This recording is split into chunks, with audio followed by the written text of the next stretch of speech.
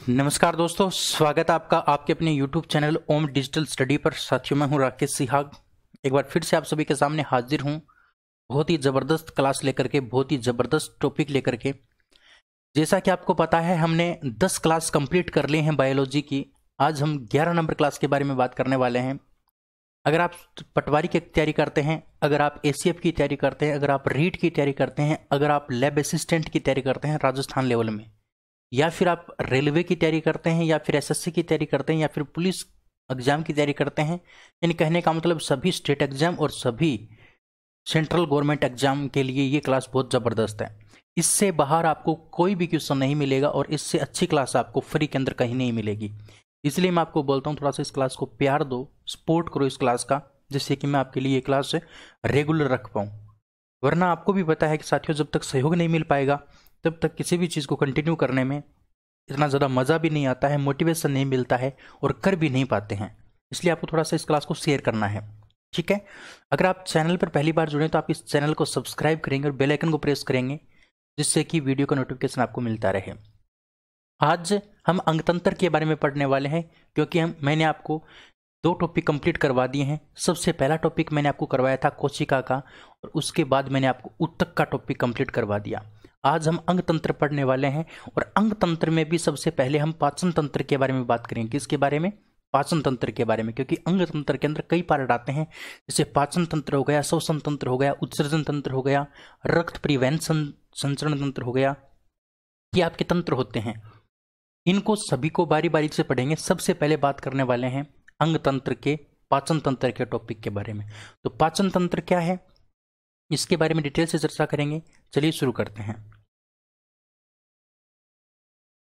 तो साथियों, जैसा कि मैंने आपको बताया, आज हम अंग तंत्र के बारे में बात करेंगे, और अंग तंत्र में सबसे पहले बात करेंगे हम पाचन तंत्र के बारे में। किसके बारे में? पाचन तंत्र के बारे में बात करेंगे। पाचन तंत्र क्या होता है? सबसे पहले तो आपको यह पता होना चाहिए कि पाचन जो तंत्र होता है वो होता किससे संबंधित है। भी पाचन तंत्र किससे संबंधित होता है? सांस लेने से संबंधित होता है, या फिर खून से संबंधित होता है ना। तो आपको पता होना चाहिए, पाचन तंत्र तो भाई हमारे भोजन से संबंधित होता है ना, भोजन से संबंधित होता है। तो एक बात आपको ध्यान रखनी है कि जितने भी आपके सजीव होते हैं, जितने भी सजीव होते हैं, सजीवों के अंदर जो भोजन का स्रोत होता है, ऊर्जा का जो स्रोत होता है, ऊर्जा का स्रोत वो क्या होता है?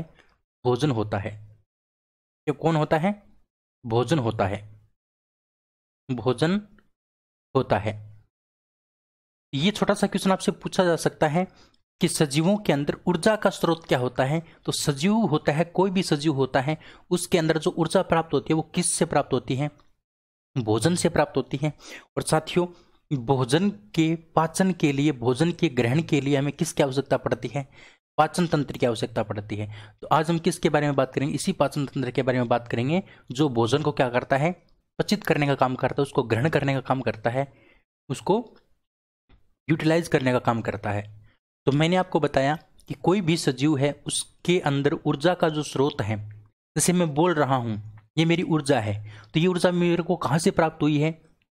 तो साथियों, ये जो ऊर्जा है ये मुझे भोजन से प्राप्त हुई है, क्योंकि रात को मैंने भोजन किया था, तभी तो मैं आपके लिए ये मतलब ये दिन में भोजन किया था, इसीलिए तो मैं बोल रहा हूँ। अगर मैंने भोजन नहीं किया होता तो मेरे अंदर ऊर्जा नहीं होती और मैं अच्छे से नहीं बोल पाता। तो ऊर्जा का जो स्रोत है वो क्या होता है? भोजन होता है, 1 नंबर बात।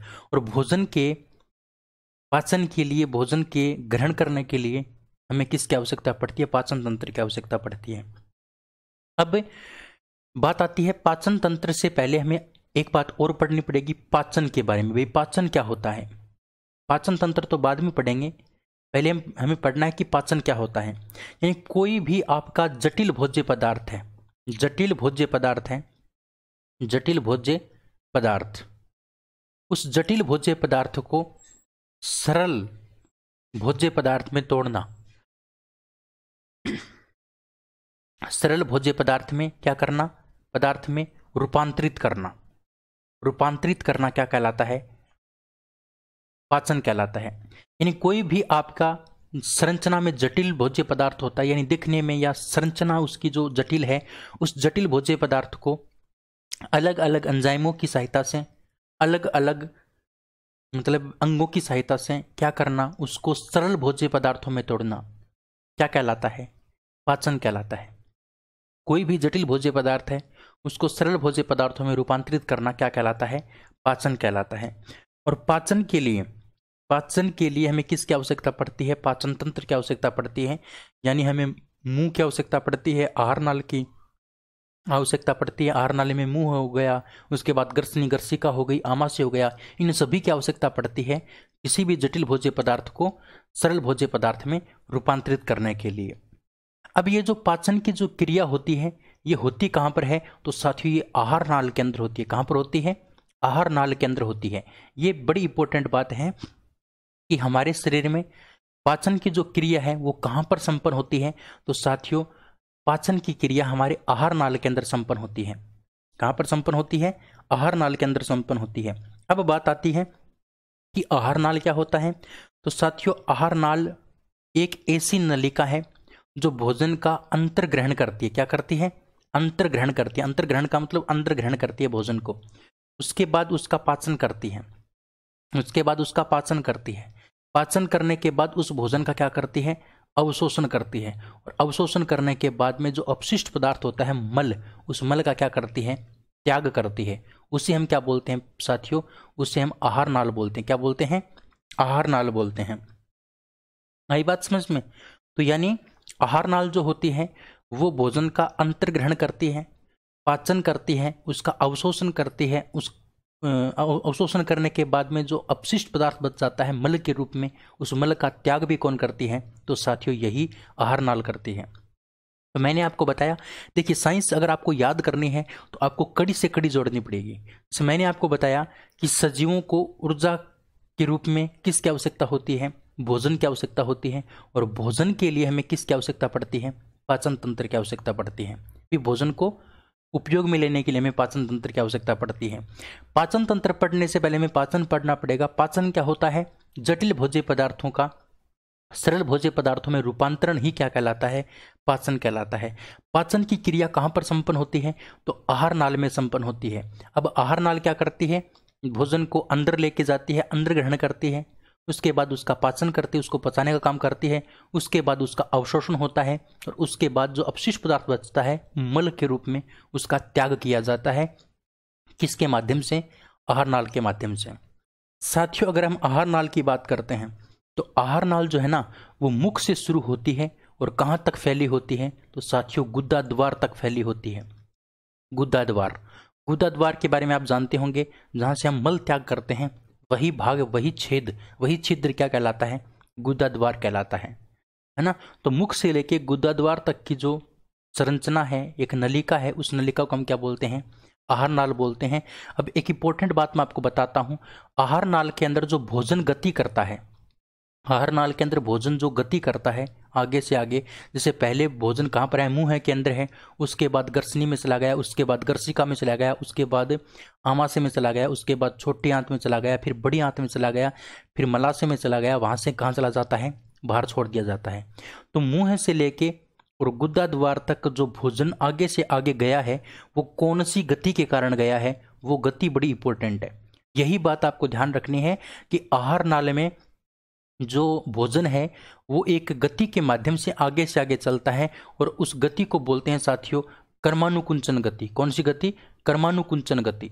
अब कर्मानुकुंचन गति कौन सी होती है उसके बारे में मैं आपको बताऊंगा।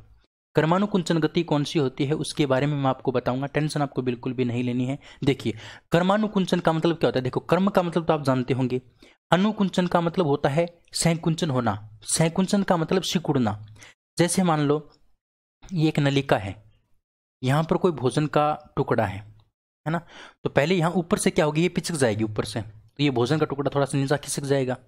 फिर क्रम से यहाँ से पिचक जाएगी, ये यहाँ से पिचकेगी तो ये भोजन का टुकड़ा यहाँ पर चला जाएगा। फिर यहाँ से पिचक जाएगी तो भोजन का टुकड़ा नीचे चला जाएगा। फिर यहाँ से पिचक जाएगी, पिचकना मतलब संकुचन होना। इसी प्रकार से इसमें संकुचन होता रहता है और ये भोजन का टुकड़ा आगे से आगे क्या करता रहता है? गति करता रहता है। इसी गति को हम क्या बोलते हैं? कर्मानुकुंचन गति बोलते हैं। तो आहार नाल में कौन सी गति पाई जाती है? कर्मानुकुंचन गति पाई जाती है, और इसी कर्मानुकुंचन गति के कारण भोजन आहार नाल में आगे से आगे गति करता है। अब बात आती है कि हमारी जो आहार नाल होती है साथियों, उस आहार नाल में कौन कौन से भाग आते हैं। तो आहार नाल में सबसे पहला जो भाग आता है वो आता है आपका मुख, मुंह है।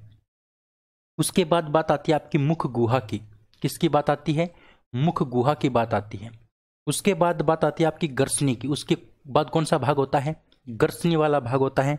उसके बाद कौन सा भाग होता है? उसके बाद आपका गर्सिका या फिर ग्रास नाल वाला भाग होता है। गर्सिका या फिर ग्रास नाल वाला भाग होता है। और उसके बाद अगर हम बात करते हैं, उसके बाद बात आ जाती है आमाशय की। आमाशय के बाद में बात आती है छोटी आंत की। और छोटी आंत के बाद में बात आती है बड़ी आंत की।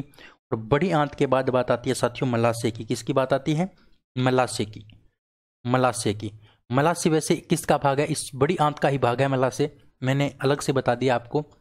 और इसके साथ साथ इस आहार नाल में कुछ सहायक पाचक ग्रंथियां भी काम आती हैं। कुछ सहायक पाचक ग्रंथियां यानी ऐसी ग्रंथियां जो पाचन में सहायता करती हैं, उनको बोलते हैं सहायक पाचक ग्रंथियां। उसको हम क्या बोलते हैं? सहायक पाचक ग्रंथियां बोलते हैं। तो वो भी किसके अंदर शामिल होती हैं? इसी आहार नाल में शामिल होती हैं। तो मैंने अभी तक आपको क्या बताया? अब सहायक पाचक ग्रंथियों की अगर बात करते हैं तो इसमें लार ग्रंथि आ जाती है, लार ग्रंथि आ गई। इसमें लीवर यानी यकृत ग्रंथि आ गई।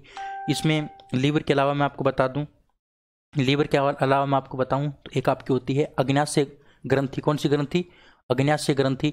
ये सभी की सभी क्या होती हैं? पाचक ग्रंथियां होती हैं, इसलिए इनको क्या नाम दिया गया है? सहायक पाचक ग्रंथियां नाम दिया गया है। तो उम्मीद करता हूं यहां तक बात आपको समझ में आई होगी। एक बार फिर से मैं आपको रिपीट करवा देता हूं, थोड़ा सा मेरे साथ अगर आप रिपीट करोगे ना तो आपको बहुत जल्दी याद हो जाएगा। देखिए, मैंने आपको बताया कि जो सजीव होता है, सजीवों के अंदर ऊर्जा का स्रोत क्या होता है? तो भोजन होता है, वो बात मैंने आपको बताई।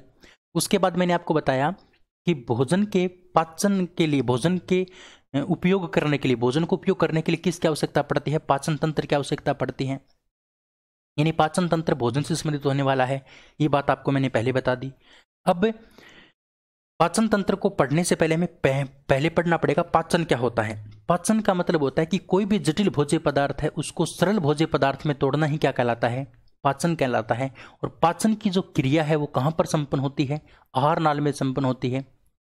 और आहार नाल क्या करती है? भोजन का अंतर्ग्रहण करती है, उसके बाद उसका पाचन करती है, उसके बाद उसका अवशोषण करती है, और उसके बाद क्या करती है? उस अपशिष्ट पदार्थ का मल के रूप में त्याग कर देती है। ये आहार नाल का कार्य है। आहार नाल मुख से लेकर गुद्दा द्वार तक फैली होती है। और आहार नाल के अंदर जो भोजन की गति है वो कौन सी गति के कारण चलती है? तो साथियों ध्यान रखना, कर्मानुकुंजन गति के कारण भोजन आगे से आगे गति करता है। अगर हम आहार नाल की बात करते हैं तो आहार नाल के भाग कौन कौन से होते हैं? मुख, मुख गुहा, गर्सनी, ग्रास नाल, आमाशय, छोटी आंत, बड़ी आंत। उसके बाद सहायक पाचक ग्रंथियां कौन कौन सी? लार ग्रंथि, यकृत ग्रंथि और अग्न्याशय ग्रंथि। यहां तक आपको अच्छे से समझ में आ गया होगा। अब हमें क्या करना है? अगर आपको पाचन तंत्र पढ़ना है, अगर आपको पाचन तंत्र पढ़ना है तो इन चीजों को आपको बारी बारी से पढ़ना पड़ेगा, जिससे कि आपका क्या हो जाएगा? पाचन तंत्र कंप्लीट हो जाएगा। ये बेसिक जानकारी थी पाचन तंत्र की। अब हमें पढ़ना है सबसे पहले मुख के बारे में। मुख के बारे में पूरी जानकारी प्राप्त करेंगे, उसके बाद गर्सनी, उसके बाद ग्रास नाल, फिर आमाशय, छोटी आंत, बड़ी आंत। इस प्रकार से सभी को बारी बारी से पढ़ लेंगे और आपका पाचन तंत्र क्या हो जाएगा? कंप्लीट हो जाएगा। यहां तक आपको कोई तकलीफ नहीं है। चलिए मैं एक बार फिर से रिपीट करवा देता हूं। देखिए, पाचन तंत्र, सजीवों में ऊर्जा का स्रोत क्या होता है? भोजन होता है। अब भोजन ऊर्जा का स्रोत हो गया, लेकिन भोजन का पाचन होगा तो होता क्या है पाचन? वो मैंने आपको बताया कि जटिल भोज्य पदार्थों का जलीय अपघटन के द्वारा सरल पदार्थों में रूपांतरण होना क्या कहलाता है? पाचन कहलाता है। कोई भी जटिल भोज्य पदार्थ है उसका सरल पदार्थों में टूटना किसका क्या कहलाता है? आपका पाचन कहलाता है। क्या कहलाता है? पाचन कहलाता है। फिर मैंने आपको बताया कि शरीर का वह भाग जिसके द्वारा भोजन का अंतर्ग्रहण, पाचन, अवशोषण और मल त्याग होता है वह क्या कहलाता है? आहार नाल कहलाता है। और आहार नाल में भोजन आगे से आगे चलता है, वो कौन सी गति के कारण चलता है? कर्मानुकुंचन गति के कारण चलता है। उसके बाद मैंने आपको बताया कि आहार नाल में प्रमुख रूप से मुख, मुख गुहा, गर्सनी, ग्रास नाल, आमाशय, छोटी आंत, बड़ी आंत व सहायक पाचक ग्रंथियां जैसे लार, यकृत और अग्न्याशय को सम्मिलित किया जाता है। तो सबसे पहले में किसके बारे में पढ़ना है? मुख और मुख गुहा के बारे में पढ़ना है। ये दोनों टॉपिक एक साथ पढ़ लेंगे। मुख और मुख गुहा के बारे में। तो यहाँ तक आपको बेसिक जानकारी समझ में आई होगी। यहाँ से भी 2 क्वेश्चन आपसे पूछे जा सकते हैं। पाचन क्या है और आहार नाल किस से संबंधित होता है? तो अंतर्ग्रहण, पाचन और अवशोषण और मल त्याग से संबंधित होता है। उसके बाद आहार नाल में कौन सी गति पाई जाती है, ये बातें आपसे पूछी जा सकती हैं। अब हम बात करते हैं साथियों सबसे पहले मुख और मुख गुहा के बारे में। 1 नंबर आपको हेडिंग लगानी है मुख व मुख गुहा के बारे में। मुख और मुख गुहा के बारे में हमें क्या क्या पढ़ना है, देखिए। यानी आपका जो मुख है ना, आपका जो मुखड़ा है, उसके अंदर पाचन से संबंधित कौन कौन सी चीजें पाई जाती हैं। जैसे जीभ पाई जाती है, दांत पाए जाते हैं, है ना, होठ पाए जाते हैं। तो इन्हीं के बारे में बात करनी है। तो यहाँ से क्वेश्चन आपके बहुत ज़्यादा पूछे जाते हैं। तो इनके बारे में हम डिटेल से क्या करेंगे, चर्चा करेंगे। देखिए, बात अगर हम करते हैं मुख की, तो मुख कहाँ से शुरू होता है? तो आपको पता है भाई, मुख हमारा होठों से शुरू होता है। किससे शुरू होता है? होठों से। तो हमारे जो होठ हैं, हम बात करते हैं स्टार्ट कहाँ से? होठ से, क्योंकि मुख हमारा कहाँ से स्टार्ट होगा? होठ से स्टार्ट होगा। तो होठ की बात करते हैं सबसे पहले। होठों के ऊपर एक ग्रंथि पाई जाती है। होठों के ऊपर एक ग्रंथि पाई जाती है। उस ग्रंथि को बोलते हैं लेबेलियल ग्रंथि। कौन सी ग्रंथि? लेबेलियल ग्रंथि। लेबियल ग्रंथि। कौन सी ग्रंथि? लेबियल ग्रंथि। ध्यान रखना, हमारे होठों के ऊपर एक ग्रंथि पाई जाती है, उस ग्रंथि को बोलते हैं लेबियल ग्रंथि। इसी लेबियल ग्रंथि का ही दूसरा नाम है, ये किसका रूपांतरण है? ये किसका रूपांतरण है, यानी ये बनी किससे है? ये लेबियल ग्रंथि है ना, ये किसका रूपांतरण है? ये क्वेश्चन आपसे पूछा जा सकता है। तो साथियों ध्यान रखना, आपकी जो सीबेशियस ग्रंथि थी, यानी सीबेशियस ग्रंथि, या फिर इसी को ही कहा जाता है मोम ग्रंथि। क्या कहा जाता है? मोम ग्रंथि कहा जाता है। आपको पता है कि मनुष्य में क्या हुआ है? मनुष्य में जैसे जैसे मनुष्य ने अपना वर्तमान रूप लिया है, वो पहले कुछ अलग रूप में था। ये तो आपको पता है भाई। मनुष्य ने स्टार्टिंग में जो जन्म लिया था, वो हमारे जैसे नहीं लिया था, वो किसी और तरीके से लिया था। फिर टाइम पर क्या होता गया, उसमें विभिन्नताएं उत्पन्न होती गई, और वर्तमान मनुष्य ने क्या कर लिया? अपना आकार प्राप्त कर लिया, है ना। ये तो आपने सुना होगा कि हम बंदर की औलाद हैं। आपने सुना होगा भाई, पहले हम क्या हुआ करते थे? बंदर की तरह हुआ करते थे। फिर बंदर में क्या होता गया साथियों? बंदर के अंदर होता गया आपका रूपांतरण। बंदर के अंदर आपके अंदर विभिन्नता उत्पन्न होती गई, तो बंदर अलग रह गया और आपका मनुष्य अलग हो गया, है ना। समझने की बात है कि मान लो ये पहले एक बंदर था, अब ये कई बंदर थे। अब ये तो मान लो चले गए इस क्षेत्र में आधे, तो और आधे रह गए इस क्षेत्र में, आधे आपके इस क्षेत्र में रह गए। तो इस क्षेत्र में जो रहे ना, वो तो बंदर के बंदर रह गए, और यहाँ से हटके वो कहाँ चले गए? मान लो यहाँ चले गए, यहाँ से हटके मान लो वो यहाँ चले गए, तो यहाँ पर क्या था? वातावरण अलग था, यहाँ पर मतलब पूरी कंडीशन अलग थी।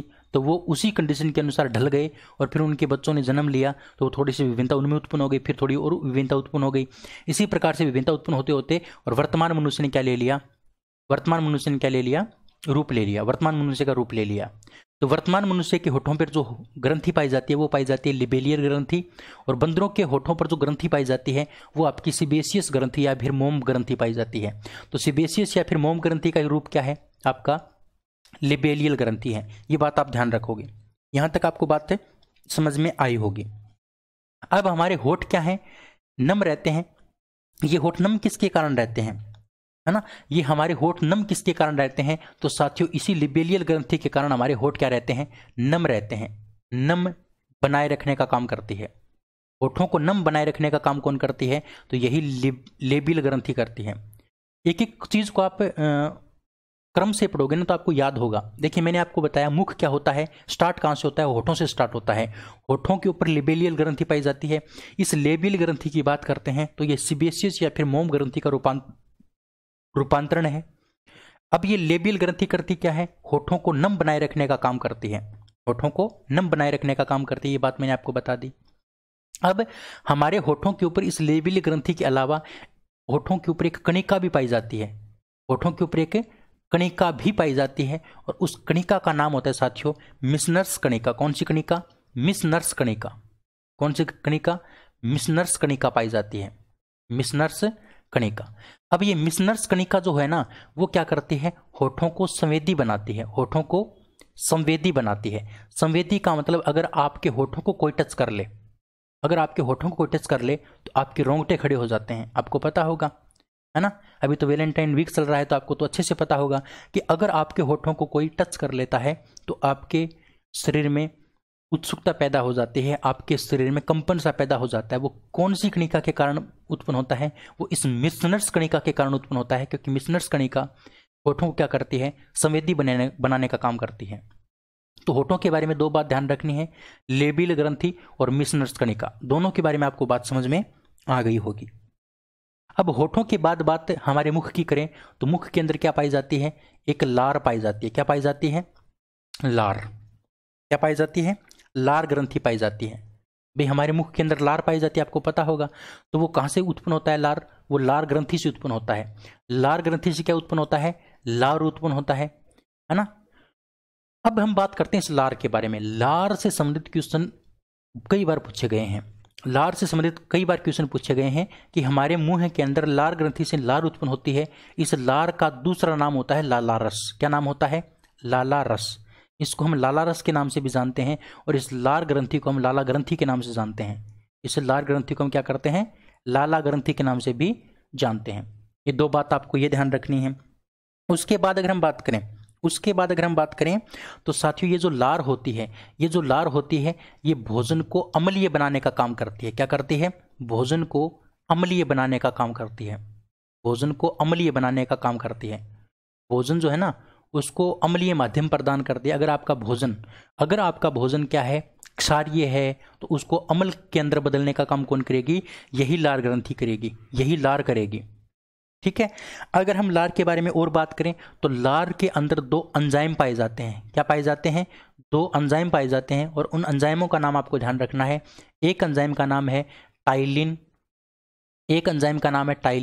और दूसरे एंजाइम का नाम है एमाइलेज। दो एंजाइम पाए जाते हैं हमारी किसके अंदर? लार के अंदर। लार के अंदर दो एंजाइम पाए जाते हैं। वैसे तो इसके अंदर तीन एंजाइम पाए जाते हैं। एक लाइसोजाइम एंजाइम और पाया जाता है, लाइसोजाइम। तीन एंजाइम पाए जाते हैं हमारी किसके अंदर? लार के अंदर। लार में तीन एंजाइम होते हैं, टाइलिन, इमाइलेज और लाइसोजाइम। अब ये टाइलिन और जो इमाइलेज होते हैं वो क्या करते हैं? टाइलिन और जो इमाइलेज होते हैं साथियों, वो मंड या स्टार्च का पाचन करते हैं। किसका पाचन करते हैं? मंड या फिर स्टार्च का पाचन करते हैं।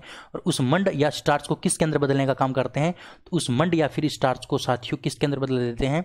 माल्टोज शर्करा में बदल देते हैं। किसके अंदर?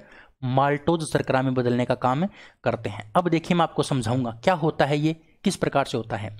आपको मैंने बताया था कि ये पौधा है ना, और पौधा प्रकाश संश्लेषण की क्रिया के माध्यम से क्या करता है? अपना भोजन करता है। बताई थी मैंने आपको बात ये।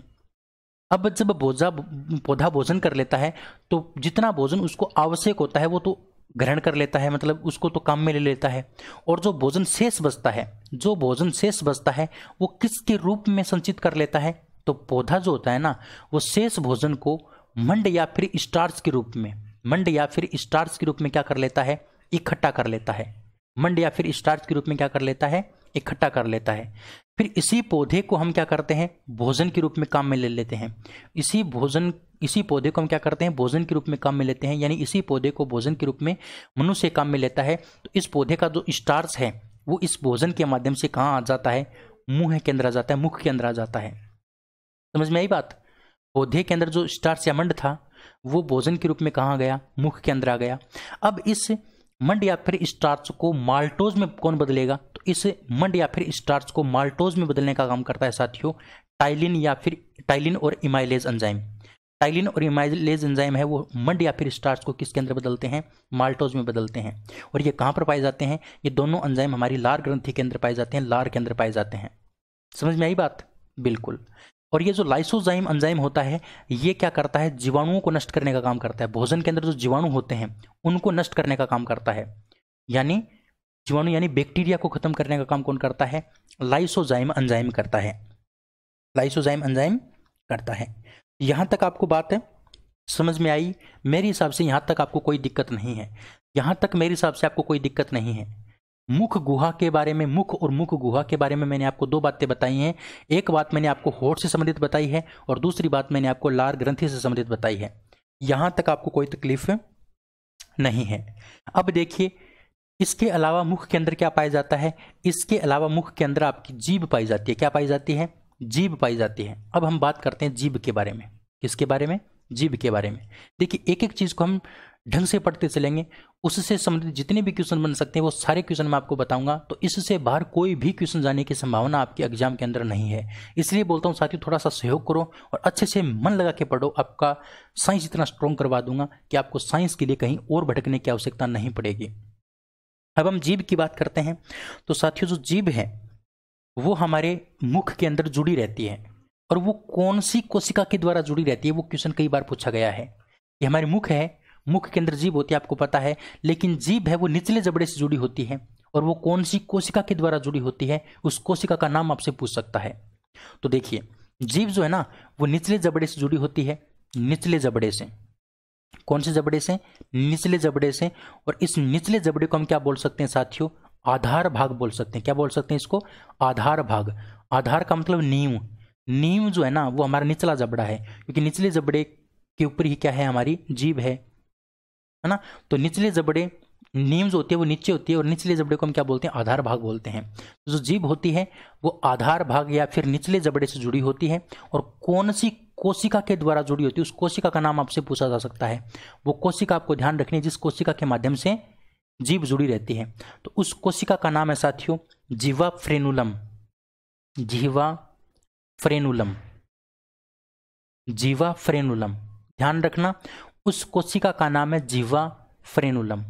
यानी हमारा जो जबड़ा है वो निचला जबड़ा, उस निचले जबड़े से आपकी जीभ जुड़ी रहती है।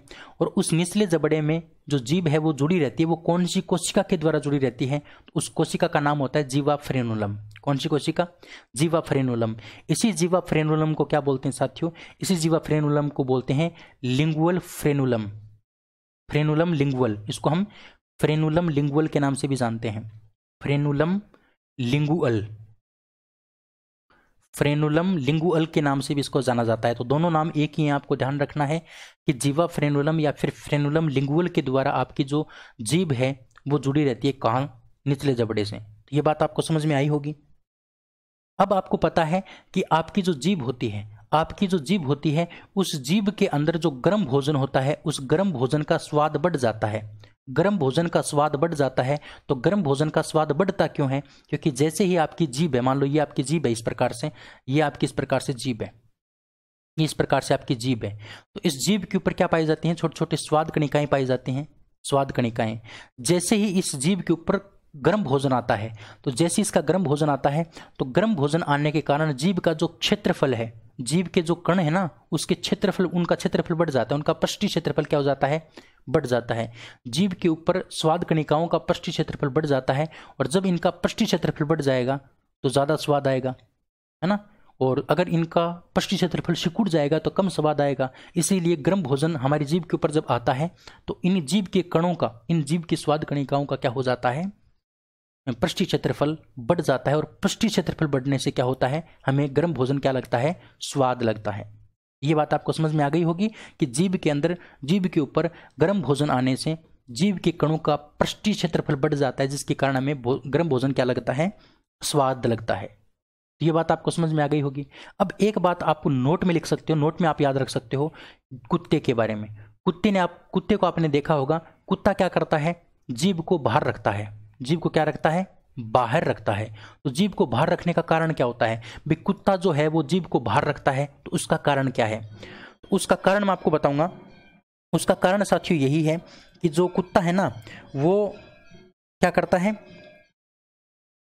जो अपने शरीर की जो ऊष्मा है, अपने शरीर की जो ऊष्मा है, अपने शरीर की जो ऊष्मा है उसकी हानि करता है। अपने शरीर की ऊष्मा की हानि करके, अपने शरीर की जो ऊष्मा है उसकी हानि करके क्या करता है? वो अपने शरीर की ऊष्मा की हानि करके अपने शरीर के तापमान को नियंत्रित रखता है। अपने शरीर के तापमान को क्या कर रखता है? तापमान को नियंत्रित रखता है। तापमान को नियंत्रित रखने का काम करता है। ठीक है, तो ध्यान रखना, कुत्ता जो है ना वो अपनी जीभ पूरे दिन बाहर रखता है। क्यों रखता है? क्योंकि अपने शरीर की जो ऊष्मा है उसकी हानि करता है, और अपने शरीर की ऊष्मा की हानि करके तापमान को नियंत्रित करने का काम करता है। किसको नियंत्रित करने का काम करता है? तापमान को नियंत्रित करने का काम करता है। तो यहां तक आपको बातें समझ में आ गई होगी साथियों। ये बात मैंने आपको किसके बारे में बता दी, मुख और मुख गुहा के बारे में बता दी। अब इसके बाद बात आती है दांत की, इसके बाद किसकी बात आती है, दांत की। तो दांत के बारे में आपको आगे बताऊंगा, यहां तक आपको समझ में आया या नहीं आया वो बता दीजिए। होठ के बारे में ध्यान रखना है, लार ग्रंथि के बारे में ध्यान रखना है, जीभ के बारे में ध्यान रखना है। 3 बातें मैंने आपको यहां पर बताई हैं, उम्मीद करता हूं आपको समझ में आया होगा। अब इनको थोड़ा सा रिपीट कर लेते हैं। देखिए, मुख व मुख गुहा। तो सबसे पहले बात हम स्टार्ट करते हैं कहां से, होठों से। तो होठों की अगर हम बात करें तो होठों के ऊपर कौन सी ग्रंथि पाई जाती है, लेबियल ग्रंथि पाई जाती है। कौन सी ग्रंथि, लेबियल ग्रंथि। और इस लेबियल ग्रंथि की अगर बात करें तो ये लेबियल ग्रंथि कौन सी ग्रंथि का रूपांतरण है, तो साथियों ध्यान रखना, सिबेशियस या फिर मोम ग्रंथि का रूपांतरण आपका क्या होता है, लेबियल ग्रंथि होता है। होठों के ऊपर, होठों को नम बनाने का काम कौन करती है, ये लेबियल ग्रंथि करती है। और हमारे होठों के ऊपर एक मिसनर्स नाम की कणिका पाई जाती है। ये मिसनर्स नाम की कणिका क्या करती है, संवेदी बनाने का काम करती है होठों को। हमारे होठ अत्यंत संवेदी होते हैं, वो किसके कारण होते हैं, वो इस मिसनर्स कणिका के कारण होते हैं। ठीक है, इसी प्रकार से आपको ध्यान रखना साथियों, मुख के अंदर क्या पाई जाती है, लार ग्रंथि पाई जाती है। और ये लार ग्रंथि क्या करती है, लार का श्रावण करने का काम करती है। लार का श्रावण करने का काम कौन करती है, आपकी ये लार ग्रंथि करती है ना। अब लार जो होता है वो भोजन को क्या करता है, अम्लीय बनाता है। ये बात मैंने आपको बताई थी, अगर आपको याद है तो। उसके बाद मैंने आपको बताया था कि लार के अंदर आपके एक तो इमाइलेज नाम का एंजाइम होता है, एक आपका टाइलिन नाम का एंजाइम होता है, जो क्या करता है, मंड को पाचित करने का काम करता है, मंड को पचाने का काम करता है। और मंड को किसके अंदर बदलता है, स्टार्च के अंदर बदलता है। किसके अंदर बदलता है, स्टार्च के अंदर बदलता है।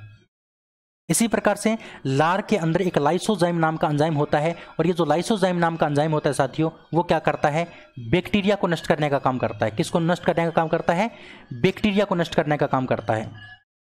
यह बात मैंने आपको बताई थी, जीवाणु को नष्ट करने का काम कौन करता है, तो आपका लाइसोजाइम एंजाइम करता है। उसके बाद मैंने आपको बताया था जीभ के बारे में। मैंने आपको जीभ के बारे में बताया था कि मुख के अंदर जीभ पाई जाती है, जो जीवा फ्रेनुलम या फिर फ्रेनुलम लिंगुअल के द्वारा आधार तल, यानी आधार तल का मतलब निचले जबड़े से जुड़ी होती है। बताया था ना मैंने आपको। तो एक एक बात मैंने आपको बता रखी है। अगर आप अच्छे से मेरी बात को समझ पा रहे हैं तो आपका बहुत अच्छा कंटेंट आपके पास जा रहा है। ऐसा कंटेंट आपको बहुत कम जगह देखने को मिलता है। उसके बाद मैंने आपको बताया कि हमारा जो मुख होता है, उस मुख के अंदर गर्म भोजन का स्वाद बढ़ जाता है। मुख के अंदर गर्म भोजन का स्वाद क्या हो जाता है, बढ़ जाता है। और वो गर्म भोजन का स्वाद बढ़ता क्यों है, क्योंकि जीभ का पृष्ठीय क्षेत्रफल बढ़ जाता है। जीभ का पृष्ठीय क्षेत्रफल बढ़ने से क्या होता है, गर्म भोजन का स्वाद बढ़ जाता है। उसके बाद मैंने आपको बताया कि जो कुत्ता होता है वो अपनी जीभ को गर्मियों के अंदर बाहर रखता है, तो वो क्या करता है, अपनी उष्मा की हानि करता है। अपने शरीर की उष्मा की क्या करता है, हानि करता है। और अपने तापमान को नियंत्रित रखने का काम करता है। तो यानी क्वेश्चन आपसे पूछ ले कि कुत्ता अपनी जीभ को गर्मियों के दिनों में बाहर क्यों रखता है, तो उसका कारण क्या है, क्योंकि कुत्ता जो होता है वो अपने शरीर की उष्मा को कम करके, उसके अपने शरीर की उष्मा की हानि करके क्या करता है, अपने तापमान को नियंत्रित करने का काम करता है कुत्ता। यहां तक आपको बात समझ में आई होगी। अब मैंने आपको बताया था ना कि मुख गुहा, मैंने आपको होठ के बारे में बता दिया, मैंने आपको लार के बारे में बता दिया, मैंने आपको जीभ के बारे में बता दिया। इसके अलावा हमारे मुख जो होते हैं, हमारा जो मुख होता है, उस मुख के अंदर क्या पाए जाते हैं, दांत भी पाए जाते हैं। क्या पाए जाते हैं, दांत भी पाए जाते हैं। अब हम बात करने वाले हैं किसके बारे में, दांतों के बारे में। चलिए बात हम दांतों की करते हैं। तो हमारे मुख के अंदर क्या होते हैं, दांत होते हैं। और दांत कितने प्रकार के होते हैं, 4 प्रकार के। दांत हमारे कितने प्रकार के होते हैं, 4 प्रकार के दांत होते हैं। और वो 4 प्रकार के दांत कौन कौन से होते हैं, उनके बारे में मैं आपको क्रम से बताऊंगा। मैंने आपको बताया कि हमारे मुख के अंदर क्या होते हैं, दांत भी होते हैं। और दांत कितने प्रकार के होते हैं साथियों, तो दांत हमारे 4 प्रकार के होते हैं। कितने प्रकार के, 4 प्रकार के। और वो 4 प्रकार कौन कौन से हैं, सबसे पहला प्रकार है कृतंक। सबसे पहला प्रकार है कृतंक, है ना, कृतंक। तो कृतंक की बात करते हैं तो कृतंक जो दांत होते हैं वो क्या करते हैं, काटने और कुतरने का काम करते हैं। भोजन को काटने और कुतरने का काम कौन करते हैं, तो कृतंक दांत करते हैं। और इनकी संख्या कितनी होती है, इनकी संख्या टोटल 8 होती है। इनकी संख्या टोटल 8 होती है। 4 निचले जबड़े में होते हैं, 4 ऊपर वाले जबड़े में होते हैं। कृतंक जो दांत हैं वो काटने और कुतरने का कार्य करते हैं। भोजन को काटने और कुतरने का कार्य कौन करते हैं, कृतक दांत करते हैं। और कृतक दांतों की संख्या कितनी होती है, तो 8 होती है। 4 नीचे वाले जबड़े में, 4 ऊपर वाले जबड़े में। कृतंक के बाद बात आती है रदनक की। किसकी बात आती है, रदनक की। रदनक क्या करते हैं, चीर फाड़ करने का काम करते हैं। चीर फाड़ करने का काम करते हैं, विशेषकर से मांस को। विशेषकर से किसको? मांस को। यानी जो रत्नक दांत होते हैं वो चीरफाड़ करने का कार्य करते हैं, और चीरफाड़ भी किसका करते हैं साथियों? तो आपके मांस का करते हैं। इनकी संख्या कितनी होती है? 4 होती है, 2 ऊपर वाले जबड़े में, 2 नीचे वाले जबड़े में। यानी रत्नक जो दांत हैं वो चीरफाड़ करने का कार्य करते हैं, और चीरफाड़ करने का कार्य भी किसका? मांस का। यानी ज्यादा मांस को चीरफाड़ करने का काम करते हैं ये रत्नक दांत। और ये जो रत्नक दांत होते हैं ये ज्यादा विकसित किसके अंदर होते हैं? तो ये ज्यादा विकसित होते हैं मांसाहारी जंतुओं में। मांसाहारी जंतुओं में ज्यादा विकसित होते हैं। मांसाहारी जंतुओं में ज्यादा विकसित होने का कारण क्या है? क्योंकि मांसाहारी जो जंतु होते हैं वो क्या करते हैं? मांस का सेवन करते हैं, और उस मांस को चीरफाड़ करने के लिए किसकी आवश्यकता पड़ती है? रत्नक दांतों की आवश्यकता पड़ती है। आप देख सकते हैं आपके 2 दांत ऊपर वाले जबड़े में और 2 दांत नीचे वाले जबड़े में आपको बिल्कुल नुकीले मिलेंगे। क्या मिलेंगे? नुकीले मिलेंगे, है ना। यानी आपके आगे के जो 4 दांत होते हैं, ऊपर के बिल्कुल सामने के 4 दांत और नीचे के सामने के 4 दांत, वो तो कहलाते हैं आपके, यानी ऊपर के सामने के 4 दांत और नीचे के सामने के 4 दांत तो कहलाते हैं आपके कृतंक, है ना। इन 4 दांतों के पास में एक दांत तो यहां पर नुकीला होता है इस प्रकार से, और एक दांत इस साइड में नुकीला होता है इस प्रकार से, है ना। इस साइड में नुकीला होता है, एक यहां पर इस प्रकार से नुकीला होता है और एक यहां पर नुकीला होता है। तो 2 ऊपर वाले जबड़े में और 2 नीचे वाले जबड़े में ये दांत क्या कहलाते हैं? आपके रत्नक कहलाते हैं। उसके बाद बात आती है अग्र चौवर्णक की। 3 नंबर पर आपका कौन सा दांत आता है? अग्र चौवर्णक। अग्र चौवर्णक की अगर बात करें तो ये क्या करते हैं? भोजन को पीसने का कार्य करते हैं। भोजन को पीसने का कार्य कौन करता है? चौवर्णक करता है। यानी भोजन को मतलब पीस करके छोटा बना देते हैं। कौन से दांत? अग्र चौवर्णक दांत। तो भोजन को पीसने का कार्य किसका होता है? अग्र चौवर्णक दांत का होता है, और इनकी संख्या कितनी होती है? 8 होती है। यानी इससे आगे के 4 दांत, 2 दांत इस साइड, 2 दांत इस साइड, 2 दांत इस साइड, 2 दांत इस साइड, यानी 4 दांत ऊपर वाले जबड़े में और 4 दांत नीचे वाले जबड़े में क्या कहलाते हैं? आपके अग्र चौवर्णक कहलाते हैं। उसके बाद बात आती है चौवर्णक की। किसकी बात आती है? चौवर्णक की बात आती है। तो जो चौवर्णक दांत होते हैं वो भी क्या करते हैं? भोजन को पीसने का कार्य करते हैं। चौवर्णक दांत होते हैं वो भी क्या करते हैं? भोजन को पीसने का कार्य करते हैं, और इनकी संख्या कितनी होती है? 12। यानी 6 दांत, 3 दांत इस साइड, 3 दांत इस साइड, है ना, 3 दांत इस साइड और 3 दांत इस साइड, यानी टोटल कितने हो गए? 12 हो गए दोनों जगह। यानी कहने का मतलब 6 ऊपर वाले जबड़े में और 6 नीचे वाले जबड़े में, ये आपके दांत होते हैं कौन से? चौवर्णक। और ये भी क्या करते हैं? भोजन को पीसने का कार्य करते हैं। एक बार क्वेश्चन पूछा गया था कि भोजन को पीसने का कार्य करने वाले दांतों की संख्या कितनी होती है? तो 20 दांत ऐसे होते हैं जो भोजन को पीसने का कार्य करते हैं, यानी भोजन को छोटा छोटा बनाने का कार्य करते हैं। यानी 8 दांत तो आपके अग्र चौवर्णक होते हैं और 12 दांत आपके क्या होते हैं? चौवर्णक दांत। ये दोनों प्रकार के दांत क्या करते हैं? भोजन को पीसने का कार्य करते हैं। ये बात आपको ध्यान रखनी है। इतनी बातें आपको ध्यान रखनी थी साथियों। किससे संबंधित है? हमारे मुख से संबंधित। हमारे मुख से संबंधित इतनी बातें आपको ध्यान रखनी थी। उम्मीद कर सकता हूं आपको ये बात समझ में आई होगी। इतनी बात आपको समझ में आई होगी।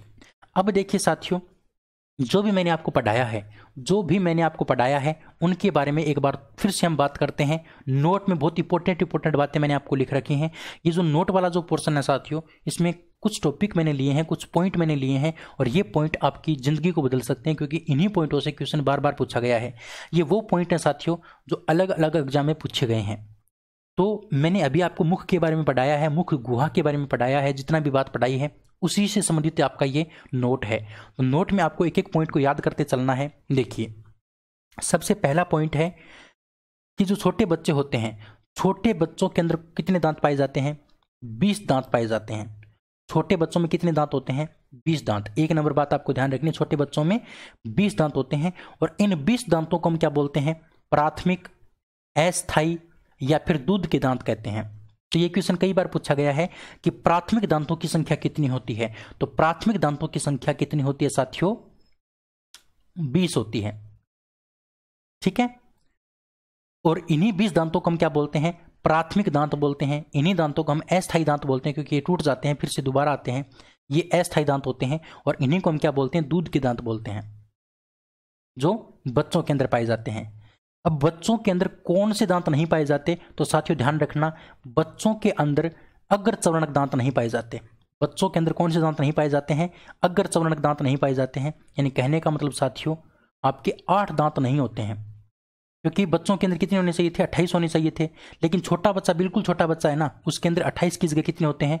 20 होते हैं। तो ये जो 8 दांत हैं, ये कौन से दांत हैं? अग्र चौवर्णक दांत हैं, जो बच्चों के अंदर नहीं पाए जाते, जो बच्चों के अंदर क्या होते हैं? अनुपस्थित होते हैं। तो ये क्वेश्चन भी पूछा गया है कि बच्चों में कौन से दांत नहीं पाए जाते? तो बच्चों के अंदर आपके अग्र चौवर्णक दांत नहीं पाए जाते हैं। उसके बाद बच्चा थोड़ा सा बड़ा होता है, और जैसे ही बच्चा बड़ा होता है और किशोर अवस्था में पहुंचता है, यानी जब वो 12 से 13 साल का होता है, तब उस बच्चे के मुंह में कितने दांत हो जाते हैं? 28 दांत हो जाते हैं। कितने दांत हो जाते हैं? 28 दांत हो जाते हैं। ठीक है, फिर ये अग्र चर्वणक दांत भी आ जाते हैं।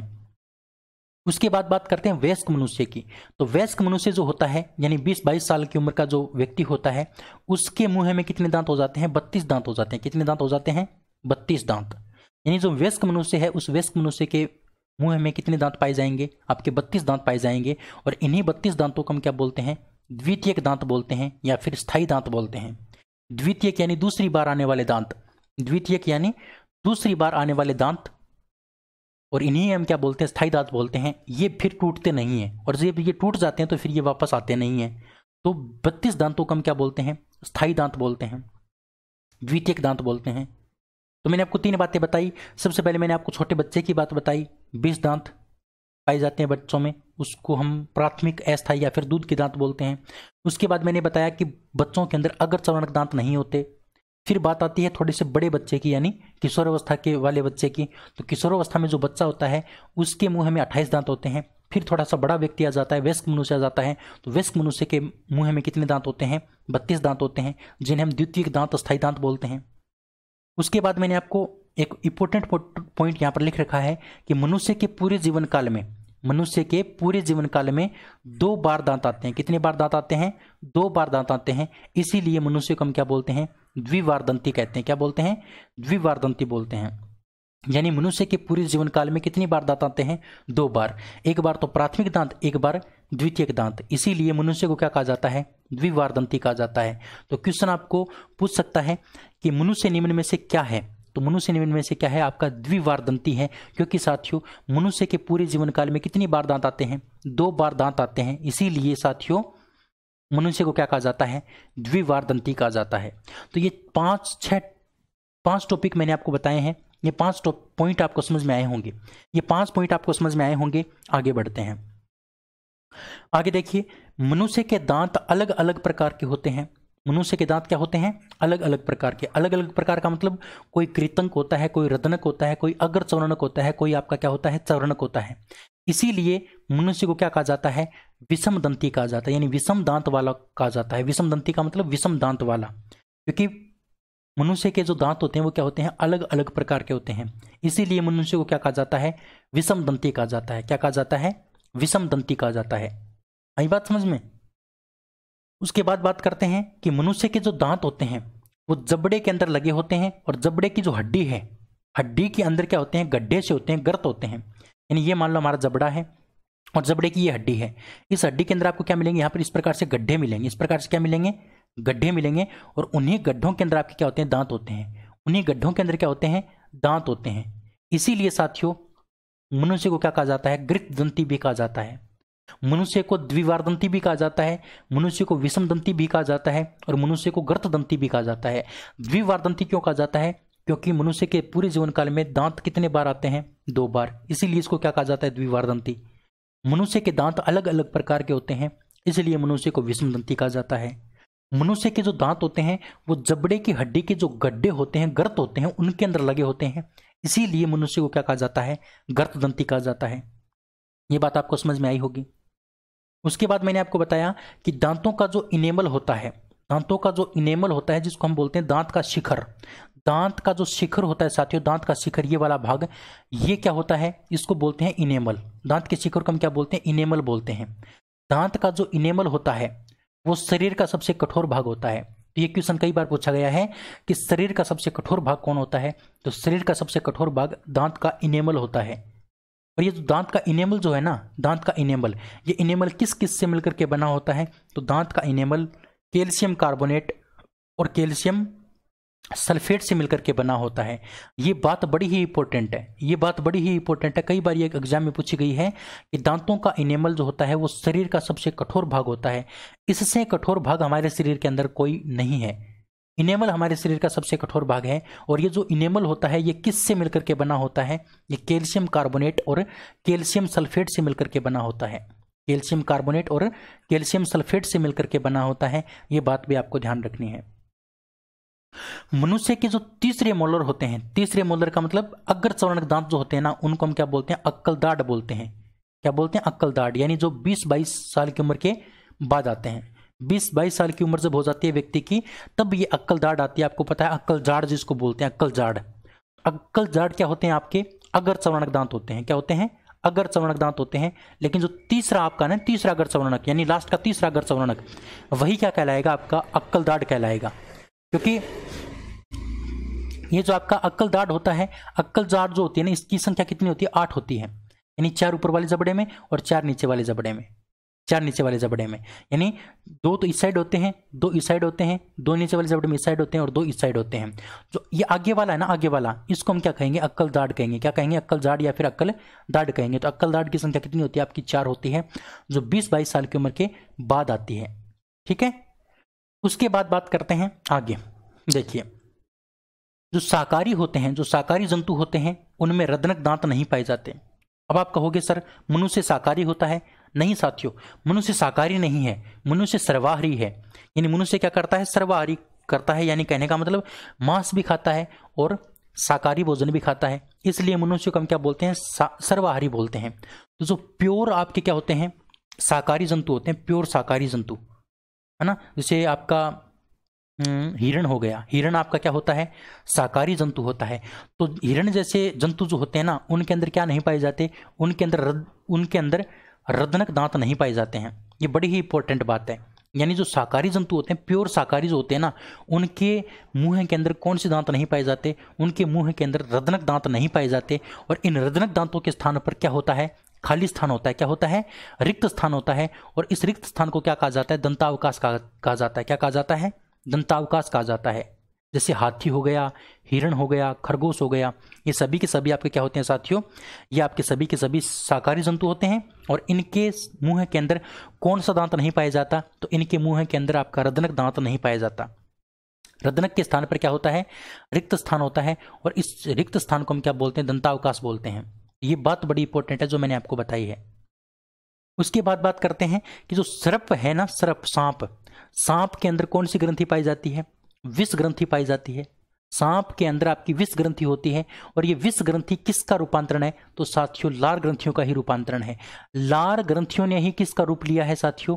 विष ग्रंथियों का रूप लिया है। यानी मनुष्य में तो लार ग्रंथियां और सांप के अंदर आपकी विष ग्रंथि यानी जहर की ग्रंथि, दोनों एक जैसी हैं। दोनों क्या है? एक जैसी हैं। ध्यान रखना, मनुष्य की जो लार ग्रंथियां हैं उन्हीं का ही रूपांतरण क्या होती हैं? सर्प की विष ग्रंथियां होती हैं। और मैंने आपको एक बात और बताई थी लेबिल ग्रंथि के बारे में। लेबिल ग्रंथि कहाँ पर पाई जाती है? आपके होठ के ऊपर पाई जाती है। ये किसका रूपांतरण होती है? तो ये आपका सिबेशियस ग्रंथि का रूपांतरण होती है। किसका? सिबेशियस ग्रंथि का। ये आपकी सिबेशियस ग्रंथि या फिर मोम ग्रंथि का क्या होती है? रूपांतरण होती है। तो ये रूपांतरण वाले क्वेश्चन कई बार पूछे गए हैं, इसलिए आपको थोड़े से ध्यान रखने हैं। उसके बाद दांत, हाथी के जो दांत होते हैं, हाथी के दांत वो क्या होते हैं? कृतक दांत होते हैं। इतनी इंपॉर्टेंट बात नहीं है, अगर आपको याद रहे तो बहुत अच्छी बात है, वरना कोई जरूरी नहीं है। लेकिन आपको ये सर्प वाली बात ध्यान रखनी बड़ी इंपॉर्टेंट है। उसके बाद बात करते हैं एपिग्लोटिस, यानी जो घाटी ढक्कन होता है, वो भोजन को निगलते समय घाटी द्वार को बंद कर देता है, जिससे भोजन श्वास नली में नहीं जा पाता। अतः घाटी ढक्कन को क्या बोलते हैं? ट्रैफिक पुलिस के नाम से भी जाना जाता है। देखिए, ये बात मैं आपको आगे भी बताऊंगा, टेंशन मत लो। समझो इस बात को कि यानी आपका ये मुख है, ये आपका मुख है।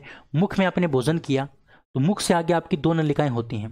2 नलिकाएं होती हैं। एक तो आपकी नाक से आती है, इस प्रकार से नाक से आती है, जिसको हम श्वास नली बोलते हैं। ये तो आपकी श्वास नली हो गई और ये आपकी भोजन नली हो गई। इस वाले भाग पर एक ढक्कन लगा होता है। इस वाले भाग पर क्या लगा होता है? एक ढक्कन लगा होता है। जब भोजन आता है तो ये श्वास नली को बंद कर लेता है, और जब सांस आता है तो ये भोजन नली को बंद कर लेता है। यानी ये जो ढक्कन है ना, ये इस प्रकार से हिलता रहता है। जब भोजन आएगा तो ये श्वास नली के ऊपर हो जाएगा, और जब हम क्या करेंगे? सांस लेंगे तो ये भोजन नली के ऊपर हो जाएगा। यानी कहने का मतलब ये भोजन को श्वास नली में नहीं जाने देता और श्वास को भोजन नली में नहीं जाने देता। इसीलिए साथियों इसको हम क्या बोलते हैं? ट्रैफिक पुलिस बोलते हैं। क्या बोलते हैं? Traffic police. तो हमारे शरीर का ट्रैफिक पुलिस कौन होता है? तो हमारे शरीर का जो ट्रैफिक पुलिस होता है साथियों, वो एपिग्लोटिस होता है, घाटी ढक्कन होता है, जो कहाँ पर होता है? हमारी ग्रसनी के अंदर होता है। कहाँ पर होता है? ग्रसनी के अंदर होता है ना। ये जो घाटी ढक्कन वाला जो भाग है वो कहाँ पर होता है? ग्रसनी के अंदर होता है। ये बात आप अच्छे से ध्यान रखोगे साथियों। उसके बाद मैंने आपको बताया था कि आपकी जो लार होती है, उस लार के अंदर कौन सा एंजाइम होता है, उस लार के अंदर आपका लाइसोजाइम नाम का एंजाइम होता है। तो आंसू जो होते हैं ना, आंसू, उस आंसुओं के अंदर भी आपका लाइसोजाइम एंजाइम पाया जाता है। आंसुओं के अंदर भी क्या होता है, लाइसोजाइम एंजाइम होता है, जो क्या करता है, जीवाणुओं को सुरक्षा प्रदान करता है, जीवाणुओं से क्या करता है, सुरक्षा देने का काम करता है।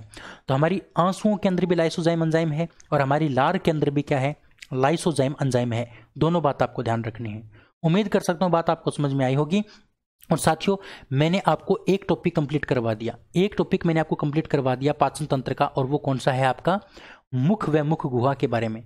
अगले पार्ट में हम पढ़ने वाले हैं ग्रसनी क्या होती है, उसके बाद ग्रास नली क्या होती है ना, उसके बाद आमाशय क्या होता है, उसके बाद छोटी आंत क्या होती है।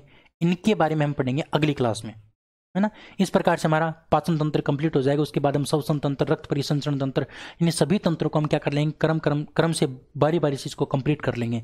तो कंटेंट आपको अच्छा मिलेगा, रेगुलर मिलेगा अगर आप सहयोग करोगे तो, क्योंकि जब तक सपोर्ट नहीं मिल पाता है तब तक अच्छे से काम नहीं कर पाते हैं।